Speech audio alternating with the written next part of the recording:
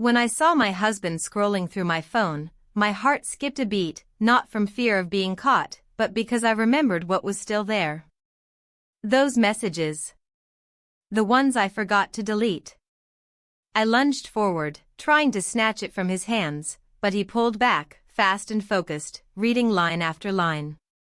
I watched his face change, word by word, and felt my world begin to collapse. He was about to find out the truth. But not all of it. Just enough to blow it all apart. His fingers trembled as he kept swiping, and I knew he was nearing the message. The one that would crush everything. Or confuse it even more. My phone suddenly vibrated in his hands, and a new notification appeared on the screen. I saw his face turn pale when he read the sender's name. He froze. Didn't blink. I bit the inside of my cheek, an old habit when I panic. My nerves were mixing with a kind of sick dread. I could hear his breathing, sharp and irregular, even across the room. That was the moment I feared most. Because 3 months ago, I made a mistake. One that changed everything. And now I have no choice but to tell you the truth. Let me start from the beginning. Before I confess what I've hidden so carefully for so long, write in the comments where you're watching from, and tell me, have you ever kept a secret so heavy it nearly destroyed you when it finally came out? The invitation came unexpectedly, a company-wide email late on a Wednesday afternoon. I opened it between 2 status calls and a half-finished spreadsheet. Exclusive team retreat. 5 days. Private island. Leadership development. Attendance required. I reread it 3 times, and each time, it sounded more surreal. The words private island echoed inside me, but not because of luxury. Because it felt like distance. Like escape. When I mentioned it to my husband over dinner, he barely looked up from his phone. Sounds nice, he said, still scrolling. Don't forget to take your vitamins with you. That was it. No questions, no reaction, no curiosity. It shouldn't have surprised me, we'd been living like quiet roommates for years, but still, I felt something hollow out inside me. I nodded, pushed food around my plate, and changed the subject to something safer. The morning I left, he helped me carry the suitcase to the car but didn't kiss me goodbye. Not even a hug. Just a distracted, text me when you land, as he turned back into the house. I stood there for a moment before driving off, feeling strangely invisible. The flight was long. I was seated between 2 strangers, both glued to their devices. I stared out the window, trying to quiet the noise inside my head. I wasn't nervous. Not really. But something felt different, like a thread had started to pull. At the second layover, I ran into one of the VPs, tall, silver-haired, immaculately dressed. The CEO. He greeted me like an old friend, even though we'd barely exchanged more than pleasantries at the office. His voice was smooth, like glass over warm water. Looking forward to this, he asked. I nodded. I think so. He smiled, then added, it'll be good for all of us to disconnect a little. And that's what it was supposed to be, disconnection. From work, from routines. From reality. The island was beautiful in a way that felt artificial, too perfect. Palm trees swaying in timed breezes, glass villas arranged like magazine spreads, water so clear it looked photoshopped. Everything was curated for peace. The kind of peace that made me uncomfortable. My villa was separated from the others by a winding stone path. Inside, it was cool and sleek. Wide windows opened to a private terrace facing the sea. I unpacked slowly, unsure what clothes even made sense here. Most of them felt wrong. Too formal. Too old. I hung up a few dresses I hadn't worn in years, ran my fingers over the fabric, and caught myself wondering if I still looked good in them. That night, there was a welcome dinner on the beach. Long tables lit by lanterns. Laughter, clinking glasses, soft jazz in the background. I tried to stay quiet, just another attendee, but he found me again. The CEO. This time, he didn't ask anything. Just pulled out the chair next to mine and sat. I noticed he wasn't wearing shoes. Somehow, that made him seem younger. He asked about my department, my team, my thoughts on the company's direction. But his eyes didn't match the business tone. They lingered. Measured. There was a pause between each question, space for something unsaid. And then, a simple comment. "You seem different here." I didn't answer. Because he wasn't wrong. Later, walking alone back to my villa, I couldn't stop replaying the way he'd said it. Not flirtatious. Not direct. Just observational. But still, it clung to me like ocean mist. That night, I stood in front of the mirror for a long time. My hair was still damp, curling at the ends. My face tired but alert. I put on a robe and stepped out onto the terrace. The ocean was loud, but comforting. Like a sound too big to fight against. I leaned on the railing and let the breeze hit my face. A part of me wanted to cry. Not from sadness, but from unfamiliarity. I didn't recognize myself. Not in the robe.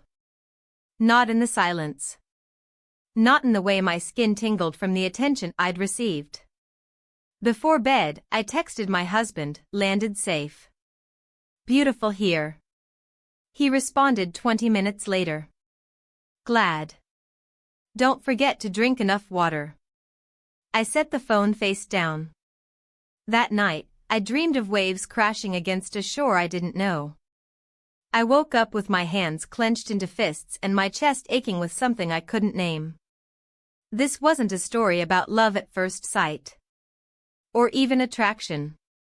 Not in the beginning. It was something else entirely. It was about breath. About silence. About the gap between what you show and what you feel. And that's where it really started. Not with a kiss. Not with a touch. But with the first moment I realized I didn't want to go home. The second morning arrived in layers of heat and salt. I woke before the alarm, before the sun fully broke over the water. The windows were open, the curtains breathing in and out like lungs. I lay there for a while, watching the ceiling, tracing the soft shadows it cast. Something in me felt different. Not rested. Not tired. Alert. I showered quickly and pulled on the only pair of leggings I'd packed, along with a light tank top. I wasn't sure why. I wasn't planning on running. But something tugged at me to move. To do something with my body other than sit or sleep or fold into the same shape I always did back home. Before I could talk myself out of it, I grabbed my water bottle and stepped outside. The morning air was already thick, humming with cicadas and the distant rumble of waves. I hadn't walked more than a few minutes along the main path when I saw him, leaning against a stone railing, tying the laces on his shoes. The CEO. He looked up and smiled, not surprised to see me. "Early start?" he asked. I hesitated.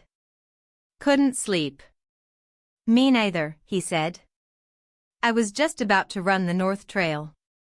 It's quiet that way. Want to come?" My brain split. One half screamed to decline politely, go back, pretend this was coincidence. The other half, quieter, but firmer, simply nodded. We walked for a while before jogging. The trail curved along the edge of the island, hugging cliffs that dropped steeply into the ocean. I could smell the salt, feel the sting of sun not yet visible. We didn't speak. Our feet found rhythm against stone and dirt, our breaths sinking in strange, involuntary ways. Somewhere near the halfway point, He slowed down and pointed toward a rocky outcrop that jutted into the sea. "There's a view up there," he said. "If you've got the energy." I followed him up without hesitation. At the top, the wind hit harder, unfiltered. The sea below stretched endlessly, deep blue cut with streaks of silver. We stood there, side by side, breathing hard, shoulders barely apart. Neither of us said anything for a long time. Then he turned slightly, not enough to face me, just enough to catch my profile. "You look different here," he said. "Less edited." I didn't ask what he meant. I didn't need to. Something inside me shifted, like a muscle tightening without warning. I felt exposed, though I was fully dressed, covered, standing still. He looked away. "Sorry, that came out wrong." "It didn't," I said. The silence came back, but it wasn't empty. It was full of the thing neither of us had the language for yet. When we started walking back, the air between us had changed. Every step closer to the villas felt heavier. When we reached the main path, we slowed, then stopped. "I'll see you at the workshop," he said, voice casual again. "Yeah," I replied, suddenly conscious of the way my hands hung at my sides, awkward and useless. He turned to go. I should have done the same. But I didn't. Instead, I took one step forward. Just one. Close enough that I could smell the faint hint of sweat on his collarbone, the salt of skin, the clean fabric of his shirt. Close enough that it would have been unnatural to pretend we were still just coworkers. We kissed. No words. No promises. No preamble. When we broke apart, I didn't look at him. I just turned and walked away, every nerve in my body lit with something I hadn't felt in years, not just desire, but aliveness. Back in the villa, I closed the door quietly and leaned against it, heart pounding, not from exertion, but from everything else. The rest of the day passed in haze. I attended the morning session, nodded in the right places, took notes I wouldn't remember. He was there too, seated across the room. Our eyes didn't meet. It was as if nothing had happened. And yet, it was all I could feel. Lunch was unbearable. I couldn't eat. A few colleagues tried to make small talk, but my answers were clipped, distracted. Someone asked if I was feeling okay. I smiled too quickly and said I was just adjusting to the humidity. By afternoon, I escaped to the small library at the edge of the retreat. It was empty, cool, silent. I sat in a corner armchair and stared at a book I didn't open. My phone buzzed once, my husband. A photo of the cat, curled up on his lap. Caption, "She's sulking without you." I stared at it longer than I should have. Not because I missed them, but because I didn't feel anything at all. That night, I skipped the group dinner. I stayed on my terrace, listening to the waves, tracing my fingers along the edge of the wine glass I hadn't yet touched. I replayed the morning over and over. The kiss. The silence after. The fact that it had happened so naturally, so quietly, it felt like it had always been waiting. At one point, I almost typed out a message to my husband. Something simple. "It's beautiful here." I deleted it before it sent. I didn't know what I was doing. I wasn't planning. I wasn't scheming. I wasn't falling in love. I was just waking up. The third day began with the kind of dull ache that sits just beneath the surface, not quite pain, not quite fatigue, but a pressure that hums inside your chest. I lingered in bed longer than I meant to, staring at the ceiling, the fan blades slicing through the soft morning light. The memory of the kiss hadn't dulled overnight. If anything, it had grown sharper, clearer. I could still feel the heat of it, the quiet that had followed, the tension I hadn't dared to name. I moved slowly that morning. My body felt heavier, but not in a tired way. It was more like gravity had discovered me again, pulling harder than usual. I dressed in silence, choosing something deliberately neutral, a plain linen blouse and loose trousers. Nothing that hugged. Nothing that revealed. Nothing that suggested I remembered anything at all. At breakfast, he wasn't there. I scanned the patio twice, pretending to be looking for a place to sit. But he was gone. The others buzzed with energy, already discussing the upcoming breakout sessions, beach activities, and team challenges. I sat at the edge of a long table and picked at my fruit in silence, not listening. When the first session started, I slipped into a seat at the back of the conference room. He walked in 5 minutes later, speaking with one of the senior partners, laughing at something she said. He didn't look at me. Not once. And that, somehow, stung more than any stare might have. For the next hour, I tried to focus on the presentation. Tried to take notes. Tried to act like I wasn't unraveling. But the words blurred. The air felt thin. My heart thudded in a slow, confusing rhythm. I left before the session ended. No one stopped me. Outside, the sun was high and unrelenting. I walked aimlessly, barefoot along one of the side paths that led to the garden. I needed air. I needed to not feel like I was choking on something I couldn't name. There was a wooden bench under a hibiscus tree near the edge of the trail. I sat there for a long time, watching a line of ants crawl over the stone tiles. My phone buzzed once in my pocket. I ignored it. Then again. Reluctantly, I pulled it out. A message from my husband, "How's the retreat? You disappear when you travel. Just checking in." I stared at the words, rereading them more times than I should have. You disappear. That was the sentence that stuck.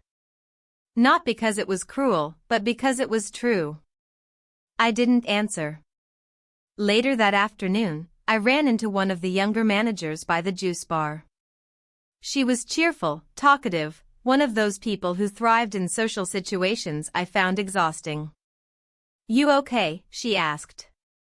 "You seem far away." "I'm just tired," I said quickly.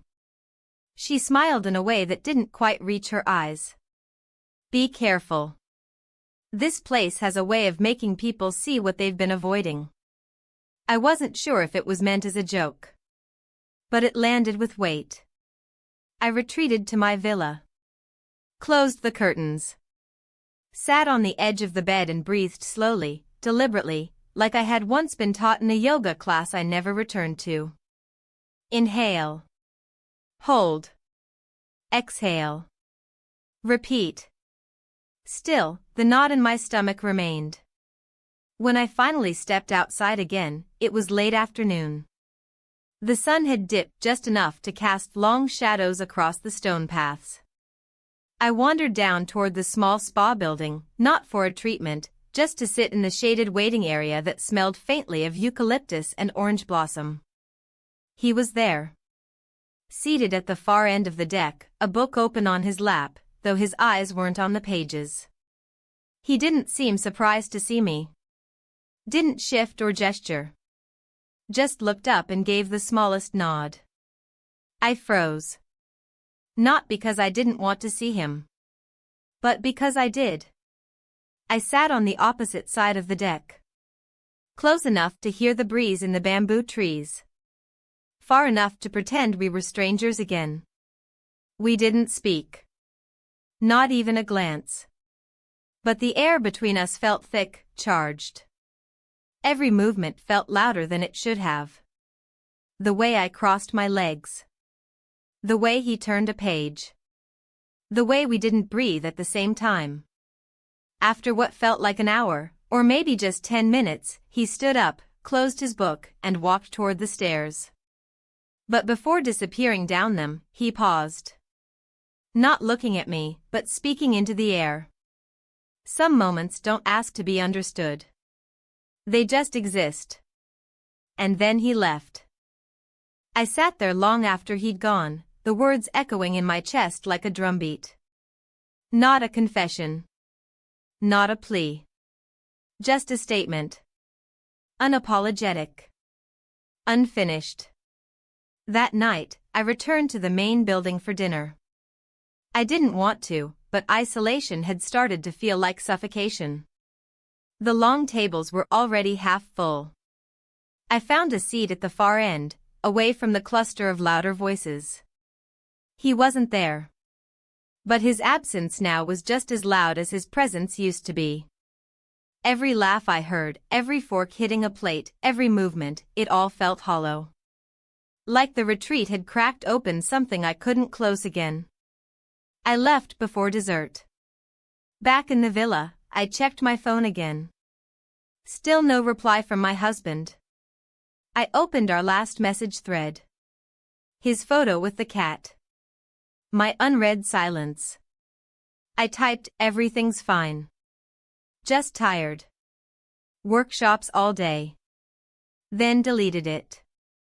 Instead, I opened my photo gallery. Scrolled back to the day we arrived.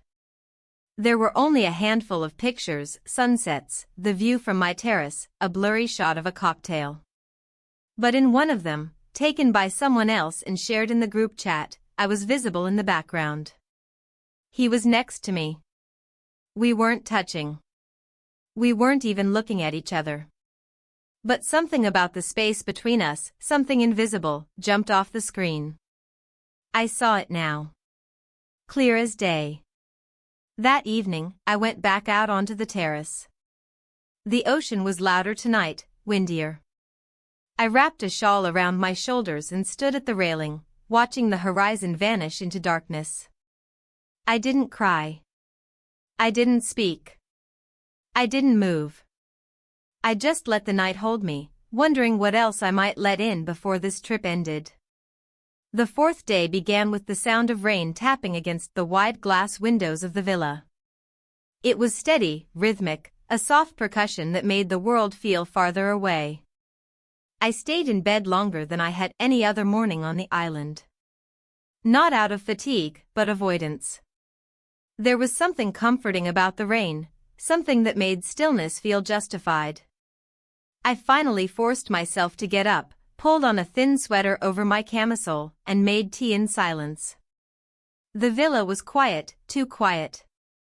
Outside, the paths were empty, the usual shuffling of flip-flops and laughter from early risers gone. I looked toward the sea, now shrouded in mist, and something in me craved movement, escape. Without giving it much thought, I threw a small bag over my shoulder, slipped into sneakers, and left a note at the front desk. I told them I'd be exploring the town on the other side of the island, asked for a local driver if available, and walked toward the small lot behind the spa where the vans were usually parked. The driver was a quiet man in his 60s with sun-weathered skin and hands that looked like they remembered more labor than leisure. He didn't speak unless I asked a direct question, and I was grateful for that. The ride took about 40 minutes, winding through dense palms and narrow hills. The road curved constantly, giving glimpses of the coastline through broken tree lines. When we reached the town, I thanked him and stepped out into narrow, stone-lined streets with faded storefronts and colorful awnings. There were no tourists, just local vendors arranging baskets of fruit, children darting between market stalls, old women sweeping porches. It was the kind of place untouched by the curated perfection of the resort. It felt real. I wandered without aim, letting my feet choose where to go. I ducked into a small bookstore that smelled of dust and paper. Bought a postcard I'd never send. In a tiny artisan shop tucked between a pharmacy and a bakery, I found a necklace, an old silver chain with a single, smooth stone. It reminded me of something I couldn't quite place. Maybe a gift I'd once received. Or lost. I bought it without asking for a box and slipped it into my pocket. Lunch was a bowl of rice and grilled fish eaten alone on a shaded patio. I watched the town move around me. Slow. Ordinary. beautiful in its indifference to anything outside itself. For a while, I didn't think of him. I didn't think of my husband. I didn't think of what had already begun. But the stillness didn't last.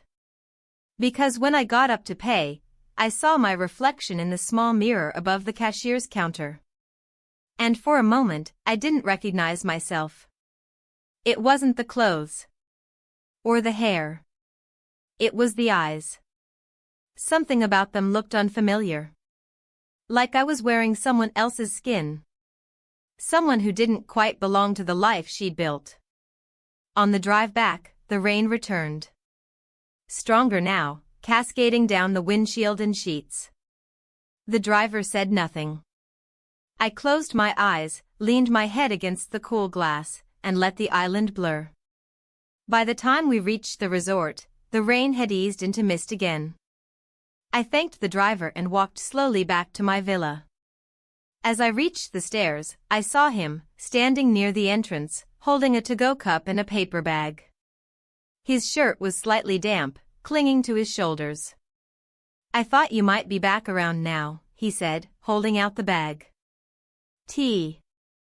And something sweet." I hesitated. Took the bag without meeting his eyes. "Thanks," I said quietly. He nodded. Didn't move to follow me. "I'll see you tonight?" I didn't answer. Back in my room, I placed the cup and bag on the table and stood there for a long moment. The scent of cardamom filled the space. I didn't drink it. I changed clothes, brushed the knots from my hair, and stared at myself in the mirror. I looked calm. But inside, there was nothing calm at all. I didn't go to the evening session. I didn't check messages. I didn't respond to the text from my husband that said, "Send me a picture if you get a chance." The view must be incredible. I turned my phone face down and pushed it away. Later that night, I wandered the grounds again. It was after dinner, the paths quiet, the lanterns lit. I walked past the empty pool, past the spa, past the garden bench I'd sat on the day before. The air was heavy with the smell of wet earth and sea. I didn't plan to end up at his villa. But my feet took me there. His door was open. He stood inside, reading something on a tablet. When he looked up, he didn't look surprised. "I wasn't sure if you'd come," he said.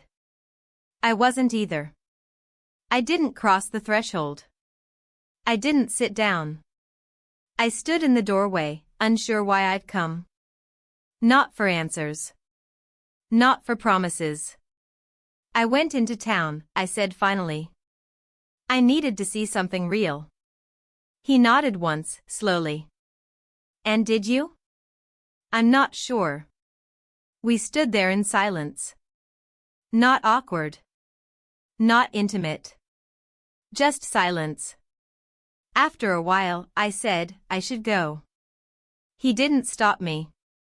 I walked back to my villa alone, feeling the weight of everything I hadn't said pressing against my shoulders like an invisible coat. That night, I took the necklace from my pocket and placed it on the nightstand. I didn't wear it. Just watched the way the moonlight hit the stone. Dull. Pale. But steady. Before sleep took me, I reached for my phone and opened the message thread again. I typed, "It's beautiful, yes. But I don't know if I'm still part of it." I didn't send it. I turned off the light, lay back, and let the waves pull me into a kind of sleep that didn't feel like rest. The next morning arrived in fragments, sunlight streaming across the floor in uneven lines, the distant hum of a leaf blower near the tennis courts, a knock on someone else's villa door echoing faintly through the courtyard. I sat on the edge of the bed, watching the shadow of the windowpanes stretch across the wall like a sundial, measuring something other than time. I had slept, but I hadn't rested. My body was sluggish, but my thoughts were sharp, jagged. I felt splintered, pulled between what I wanted and what I was afraid to name. The schedule for the day had been lightened. A few optional workshops, free time in the afternoon, a formal dinner event in the evening. I decided to join the morning discussion on leadership psychology, not out of interest, but because I needed structure, anything to fill the growing emptiness between my ribs. I chose a navy dress that fit without clinging, pulled my hair back, applied the bare minimum of makeup. The routine felt like a disguise. One I had worn for years. When I entered the conference hall, he was already there, seated near the window, speaking quietly with one of the junior partners. He glanced up as I walked in. Just briefly. Just enough to make my chest tighten. I took a seat on the opposite side of the room, behind a column that gave me partial view of the stage but blocked him from mine. The session began, voices droned on about behavioral theories and emotional intelligence. I took notes I would never revisit. At the break, I slipped out early. The hallway was quiet. I didn't head back to the villa. I walked toward the cliffside path we had jogged days before, craving space, wind, and silence. The trail had changed. The sea felt rougher, louder. The wind pulled strands of hair from my clip, brushing them against my face like a restless child. I stopped near the edge where we'd stood together that first morning, back when everything still felt like a question. Now, it all felt like an answer I didn't want. I stayed there for a long time, not thinking, not planning. Just breathing. Eventually, I returned. On the way back, I passed a cluster of colleagues lounging near the pool. Laughter drifted up, lazy and careless. I caught a few of their eyes, and for a moment, I wondered if they knew. If they'd guessed. If they cared. Back in the villa, I found a small envelope slid under my door. My name written on the front in neat handwriting. No signature. Just a note. Dinner tonight. Ocean deck. 9 p.m. It could have been from anyone. But I knew. I didn't reply. I didn't plan a response. I just left the note on the desk beside the necklace and sat there, staring at both as if they belonged to another life. Evening came faster than I expected. The formal dinner was being held on the central patio, lit with hanging lights and candles that flickered in the soft breeze. The staff wore white linens. The menu was printed on thick cardstock. The illusion of elegance. I sat with a group from operations. We talked about nothing. The weather. The wine. The island food. I nodded, smiled, made polite sounds. But I didn't taste anything. Didn't feel anything. At some point, someone called for a toast. Glasses clinked. The CEO spoke briefly, thanking the team for their hard work, their resilience, their adaptability. He didn't look at me. But I felt it. Like a rope pulled tight under the tablecloth. By 8:40, I excused myself. Walked through the back paths, past the kitchen, past the spa, toward the ocean deck. The wind had picked up. The waves crashed louder now, closer to the rocks. The sky was deep blue, nearly black, with streaks of clouds stretched thin across the horizon. He was already there. Leaning against the railing, his jacket discarded on a chair, sleeves rolled up. He looked over his shoulder as I approached, then turned back toward the sea. For a moment, neither of us spoke. Then I said, "Why here?" He shrugged slightly. "It's quiet. And the wind makes it harder to lie." I walked to the railing beside him. Not close. Not far. "I didn't answer your note," I said. "I know." The silence returned. It didn't ask to be filled. He reached into his pocket and pulled out something small, my necklace. I stared at it, surprised. "You dropped it outside the spa yesterday," he said. "I thought maybe you wanted it back." I took it from his hand without touching his fingers. held it in my palm like it was something delicate. Or dangerous. I bought it in town, I said. I don't know why. It reminded me of something I lost. Or maybe never had. He looked at me then. Not searching. Not waiting. Just seeing. You still have time, he said. To decide who you want to be. And maybe that was the moment. The exact point where past and future stopped pretending they were separate. Where everything I had held together began to split open, not violently, but quietly, like ice thawing in spring. We stood there for another few minutes, neither moving. Then, without a word, he turned to leave. I followed. We walked the path in silence, the gravel crunching beneath our shoes, the wind chasing us like a question we couldn't shake. The villas were quiet, the lanterns casting golden circles along the ground. When we reached mine, I stopped. He looked at me, waiting. Not pressuring. Not assuming. I opened the door. We kissed. No more. No less. And then, I let him in. I woke before dawn, the room still cloaked in darkness, the only sound the distant rush of waves against the rocks. For a long moment, I didn't move.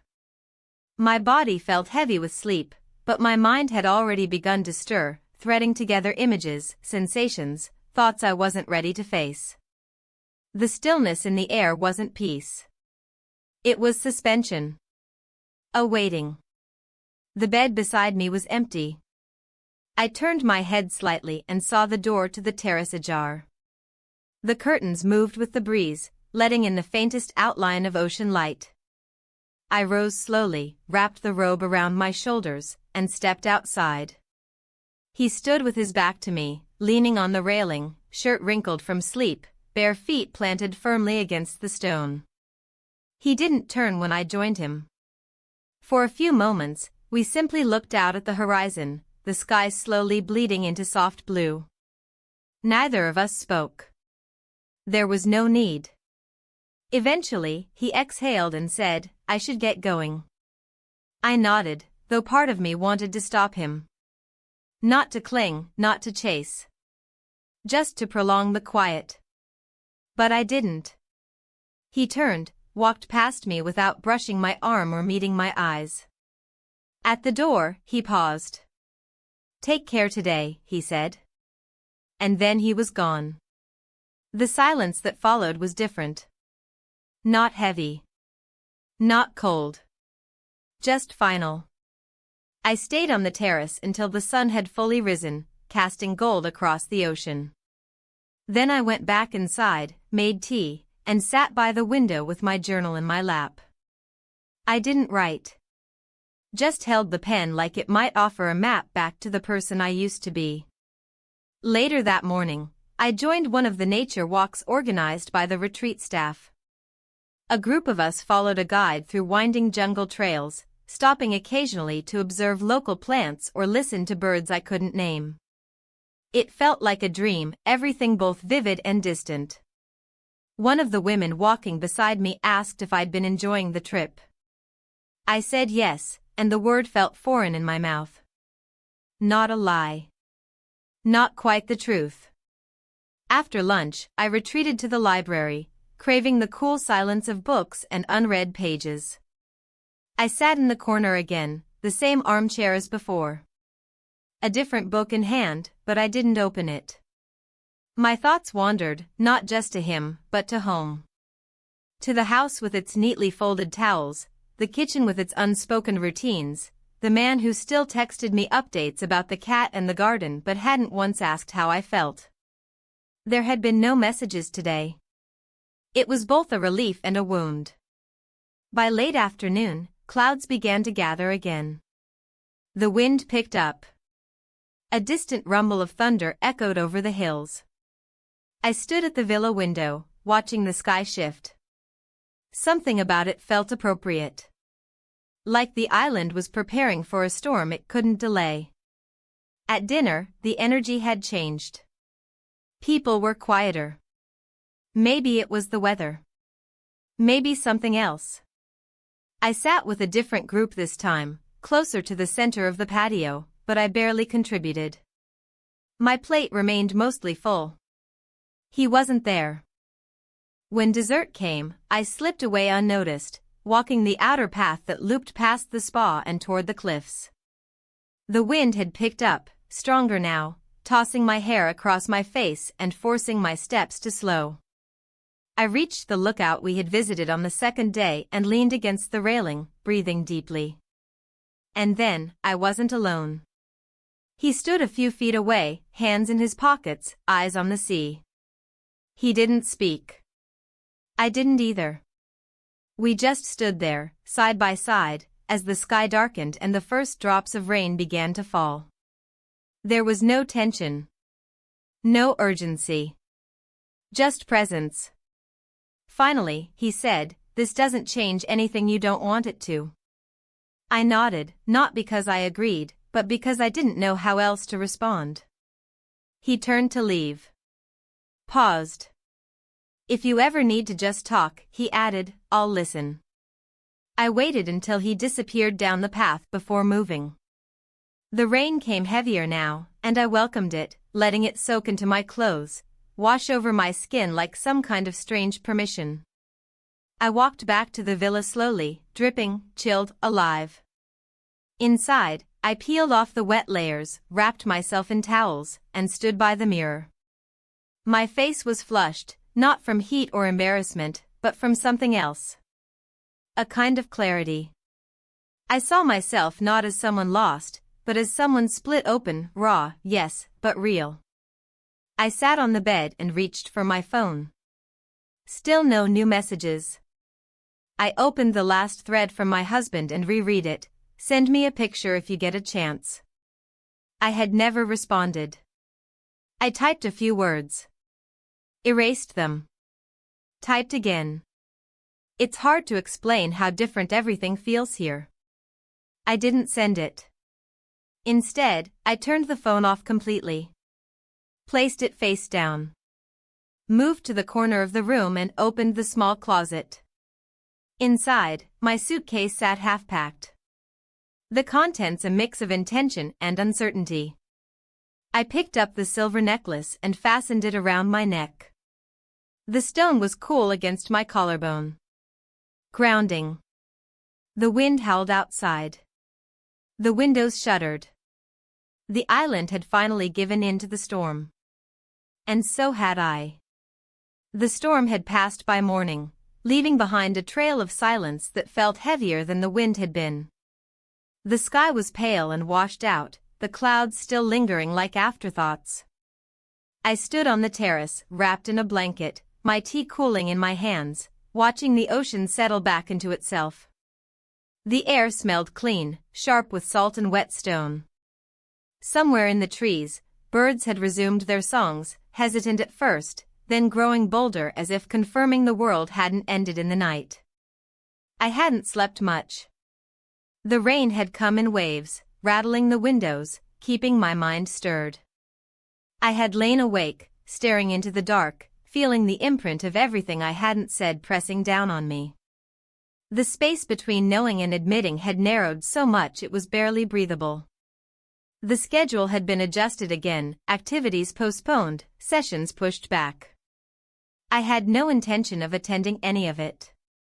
My body moved slowly as I dressed, every action feeling deliberate and unnecessary at the same time. I chose a simple cotton dress, left my hair loose, and slipped the necklace back over my head. It rested against my collarbone like a quiet reminder. At midday, I walked the path toward the water. The sand was damp but firm, scattered with leaves and driftwood. There were no towels or umbrellas, no clumps of colleagues sipping cocktails. Just sea and wind and sky. I made my way to the far end of the beach, where the rocks jutted out into a narrow cove. It was quieter there, shielded by the cliffs. I sat on one of the larger stones, knees pulled to my chest, and watched the tide move in and out. The sound of it was hypnotic, as if the island itself was breathing. I stayed there for a long time. At some point, I heard footsteps on the sand behind me, slow and measured. I didn't turn. He came to stand beside me without a word. I could see his shadow stretch out next to mine on the rock.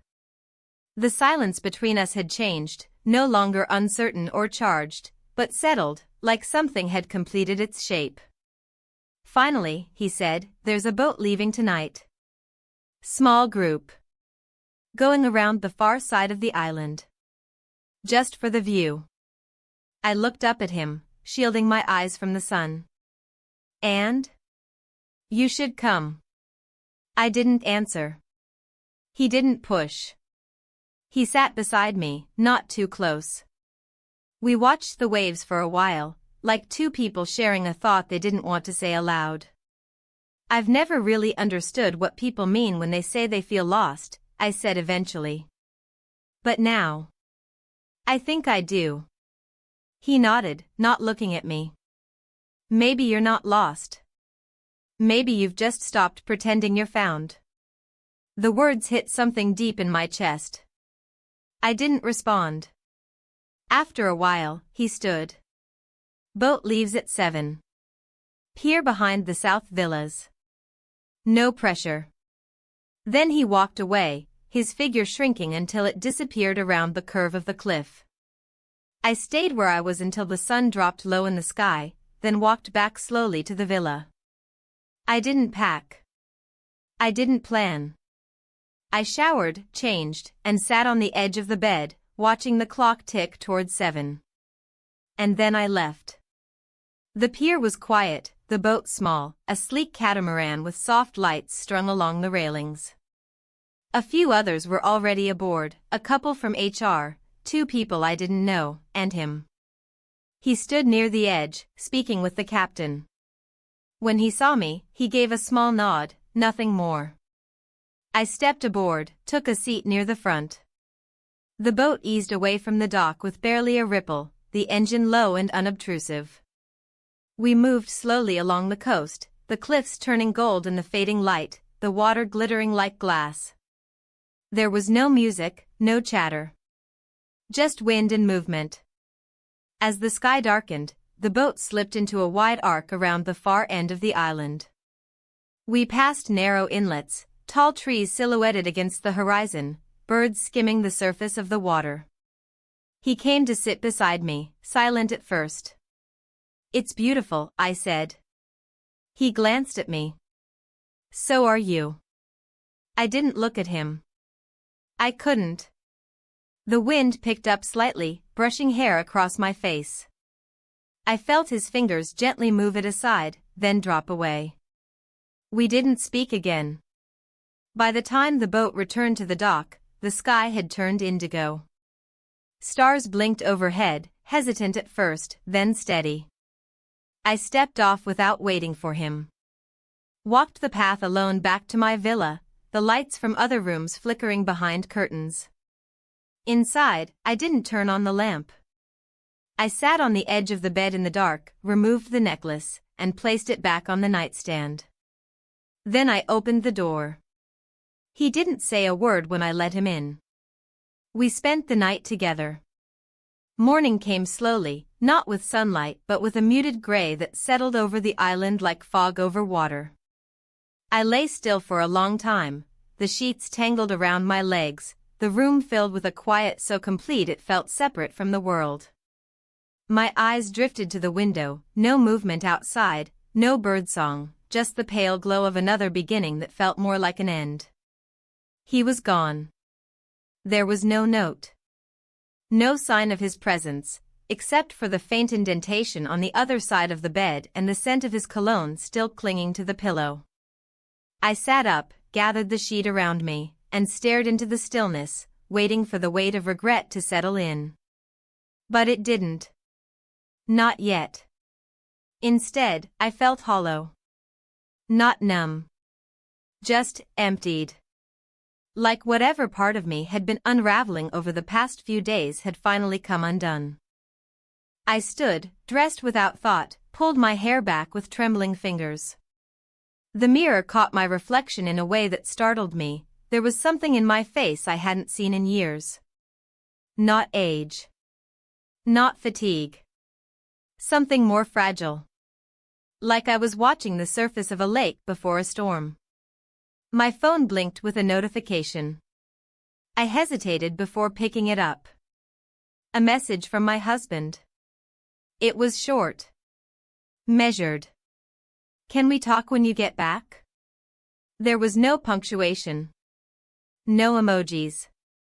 Just those words, staring up at me from the screen like a mirror too clear. I didn't respond. Not because I didn't want to. Because I didn't know what to say that wouldn't make it worse. Outside, the air was heavy with the aftermath of the storm. Puddles dotted the pathways, leaves clung to railings, and the resort staff moved quietly, resetting loungers, sweeping debris. Life resumed itself, the illusion of normalcy already returning like muscle memory. I walked aimlessly, letting my feet take me through the inner gardens. The frangipani trees had dropped their flowers during the wind, and I stepped over soft petals, white and wilted. The scent was faint but persistent. I reached the pool deck without meaning to. A few guests were already swimming, others reading beneath umbrellas. I spotted two coworkers near the bar, their heads close together, laughing at something I couldn't hear. They saw me. Their smiles faltered. Just for a second. A flicker. Then they looked away. That was when I realized, people knew. Or thought they did. It didn't matter which. I turned around and walked back to my villa. There was a folded note slipped under the door again. Different handwriting this time. More rushed. I'm sorry. For everything. For not knowing what this meant. I read it once. Then folded it back and placed it inside the drawer with the necklace. There was no workshop that day I wanted to attend. No activity I wanted to pretend to care about. I packed instead. Not methodically. Just enough to remind myself that this was temporary, that whatever had bloomed here was already beginning to wither. As I folded clothes, my phone buzzed again. This time, a photo. From my husband. It was the cat, sleeping on my side of the bed. No caption. I stared at it longer than I should have. Not because of what it meant. But because of what it didn't. The ache I'd been waiting for finally arrived. Not sharp. But deep. Like something had been dislodged inside me and now there was nothing holding it in place. I sat on the edge of the bed, staring at my hands, remembering all the mornings I had gotten up before him to make coffee. The way he used to wrap his arms around my waist from behind. The quiet rituals we'd let become routine. The closeness we'd allowed to erode, grain by grain, until we were standing in the same room and feeling entirely alone. It hadn't started here, this undoing. The island wasn't the reason. It was just the mirror. That evening, I joined the others for the farewell gathering. The resort had set up lanterns along the bluff, soft music drifting from speakers disguised in the shrubbery. A long table had been laid out with drinks and hors d'oeuvres. Laughter moved among the guests like smoke. He was there, standing near the railing, speaking with two directors from legal. He looked the same as always. Perfect posture. Calm eyes. Controlled smile. When his gaze flicked to mine, he didn't smile. But he didn't look away. I nodded once. He nodded back. That was all. I stayed for an hour. Made small talk with people I wouldn't see again. Laughed at the appropriate moments. Accepted a glass of wine and let it warm my throat even though I tasted nothing. When I left, no one stopped me. Back in my villa, I zipped my suitcase and placed it by the door. The necklace still lay in the drawer, untouched. I didn't take it with me. Before bed, I finally responded to the message. Okay, I wrote. We'll talk. Then I turned off the phone and the light, lay back, and listened to the sea one last time. Not as a woman who had escaped, but as one who had seen herself clearly, for the first time in years, and now had to live with what she saw. Returning home felt like stepping into a space I no longer recognized as mine. The house stood quiet, too quiet, the familiar shadows cast by the evening light somehow unfamiliar and heavy. I walked through the rooms slowly, each step stirring up memories layered beneath the surface. The kitchen where we shared early morning coffees, the living room where laughter had once echoed, the bedroom where silence now sat like a third presence. I set my suitcase down by the door, the weight of it far less than the weight pressing on my chest. The necklace, left behind on the island, seemed both a relief and a loss. Without it, I felt naked but somehow freer. Like shedding a skin that had grown tight and brittle over years of routine. My phone buzzed incessantly with messages and missed calls, but I didn't reach for it. Instead, I stared out the window at the garden, the same one my husband had tended with such care, now looking different, less ordered, more wild, much like me. He arrived that evening, quietly, without fanfare. No flowers, no apologies. Just himself, standing at the threshold, eyes steady but tired. There was no confrontation, no angry words. Just an unspoken acknowledgement of everything changed. We sat together in the living room, the space between us filled with things neither of us could say. He finally broke the silence, voice low and steady. "I've rented a place," he said. "Not far. I think it's best we have some time apart." I nodded, the tears I hadn't allowed myself to shed finally surfacing. Not for the man I loved, or the one I'd lost, but for the woman I was becoming. The days that followed were a slow unraveling and reweaving of life. Papers signed, decisions made, routines broken and rebuilt. The house, once a symbol of shared life, became mine alone. The quiet was no longer oppressive but necessary, a canvas for reflection. I began to fill the spaces with small rituals, morning walks, books read by the window, cooking meals I enjoyed, not because they were shared but because they nourished me. I discovered parts of myself buried beneath years of compromise and habit. And though the ache of loss lingered, it no longer defined me. One evening, as I sat watching the sun set beyond the horizon, a message came through. Simple. Direct. Take care. No name. No expectations. Just a goodbye. And with it, the closing of one chapter and the hesitant opening of another. I thought the final chapter would come with a dramatic moment, some sharp clarity, a declaration, a decision that would feel like closure. But endings, I've come to learn, are rarely loud. They unfold quietly, like a door closing in another room. You don't always hear it. You just realize, after a while, that you're standing alone. It had been nearly a week since he moved out. The house had adjusted faster than I had. His toothbrush was gone, his side of the closet empty, the shelf where he kept his keys now dusted and bare. There were no new texts, no missed calls, no further updates. The silence that had once felt strained between us now stretched into something more permanent. Something like peace. I kept waking early, as I had on the island. My body had grown used to the light creeping in through the blinds, the way the air shifted just before sunrise. I'd wrap myself in a robe, pour a cup of coffee, and sit at the kitchen table where we used to eat breakfast. The chair across from me remained pulled out, as if still expecting his weight. Each morning, I stared at the same spot on the counter, the faint ring left by his favorite mug. I never wiped it away. People talk about healing like it's an upward slope, but that's not what it feels like. It's more like the tide. Some days you stand, firm and certain, on wet sand, breathing in salt and space. Other days, the current pulls you under without warning.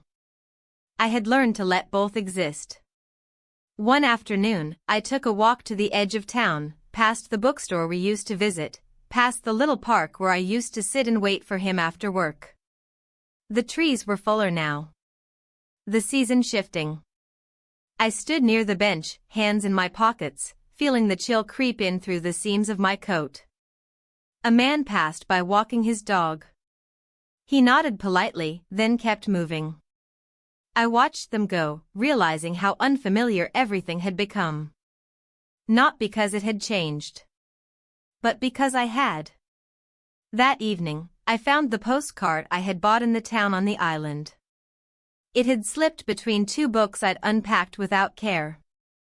The image was of a narrow street with bright awnings and tangled vines, familiar, but distorted by time. I turned it over. The back was still blank. I thought about writing something on it. Maybe just a date. Or a single sentence. But instead, I placed it on the windowsill, beside the little plant I had nearly killed during the trip. It had begun to grow again. Small leaves, pale green and trembling. Later that night, I opened my journal, the one I hadn't touched since returning. The pages still smelled of sea air and old ink. I wrote slowly, deliberately. Not about him. Not about my husband. Just about the space between. What it felt like to leave. What it meant to stay. What I had learned in the quiet. I wrote about standing on a boat, stars blinking above, and how I had never felt smaller and more awake at the same time. I wrote about the moment I let him into the villa, not just physically, but into a part of me I hadn't realized was still alive. And I wrote about walking away. The next day, I donated the clothes I had brought on the retreat. All of them. Even the dress I had worn on the night of the boat. Especially that one. I didn't keep souvenirs. Only memory. At some point in the following weeks, my husband and I met for coffee. In a quiet cafe, the kind we used to visit before routines replaced intentions. He looked tired. So did I. But neither of us was angry. We talked about the logistics, bills, accounts, decisions to be made. And then we sat in silence, each sipping slowly, letting the last remnants of something shared pass between us. Before leaving, he reached across the table and placed his hand over mine. Not to reclaim. Not to comfort. Just to acknowledge. Then he left. I didn't cry. I didn't follow. I paid the bill and walked home under a gray sky that threatened rain but never delivered it. At home, I opened the windows, let in the wind, the scent of something changing. I lit a candle, not for atmosphere, but for myself. A small flame in the center of the room, flickering against the stillness. I stood in that light and breathed. And in that moment, I understood that not every story ends with a choice between two people. Sometimes, it ends with choosing yourself. That was the 10th chapter. And that was enough.